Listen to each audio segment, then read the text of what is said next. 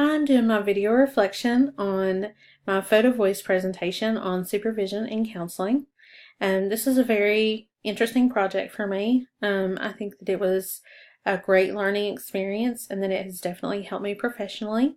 It helped my counselors and that work in my office to understand a little bit more about the program that I was in and how that I can support them as their supervisor. And so I wanted to talk to them about how I could help to support them and through growth and development. And so we talked about ways that we could do that, like setting goals and making clear objectives, giving detailed feedback on things, making sure that they're knowledgeable about ethical and legal issues, and also knowledgeable about diversity and multicultural issues. And I think that consistent observation and evaluation is very important in supervision and counseling. And so we talked a little bit about that. It may not be a formal evaluation, but I think that it's good for people to get some consistent feedback in this profession. And although in our office we're not your typical counseling staff, we don't have counseling degrees, and we're not certified counselors, but we do counsel students about their financial aid. And so I think that these things all apply to that profession as well. And so another way that I wanted to help mentor them was just to build a trust relationship with them and to help provide some direction. And I think that really helped us. We talked a little bit about where they wanted to go and where I thought it would be good to see them go and how they could get there. So I wanted to let them know that I could act as a consultant. So anytime that they had questions or things that they needed help with or assistance with, they could come to me and I could be kind of a consultant for them. And then I wanted them to continuously seek educational opportunities. And I think that just helps to develop someone, especially in higher education, just to continually seek those educational opportunities that are available to them.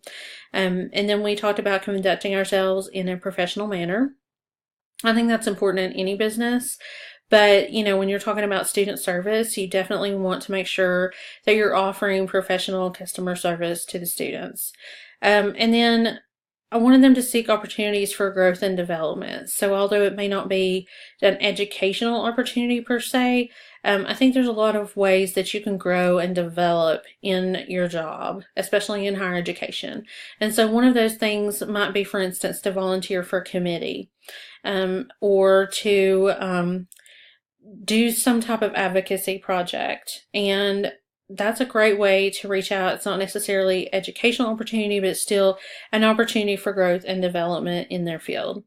And so, the last thing that we really talked about was that we're all in this together and we wanted to work together to find our strengths and our weaknesses and then balance each other out a little bit. So, if I have someone who is really strong at giving presentations and another person who might say that they're very weak at giving presentations, maybe we need to recognize that strength in that person and have them be our main presenter for our office. And then that person who's a little bit weaker, maybe they want to get some confidence building skills or get some presentation skills, and we could find some ways to help to build them up a little bit. And so just a balancing act there. And then also find ways to be supportive of one another. I would definitely want to be supportive of the counseling staff in my office. They're fantastic. They work wonderful with the students. They're very open. All of their information is on our website, so students can contact them directly, and they're, very approachable. And I'm there to support them and any questions or help that they need, any guidance that they need.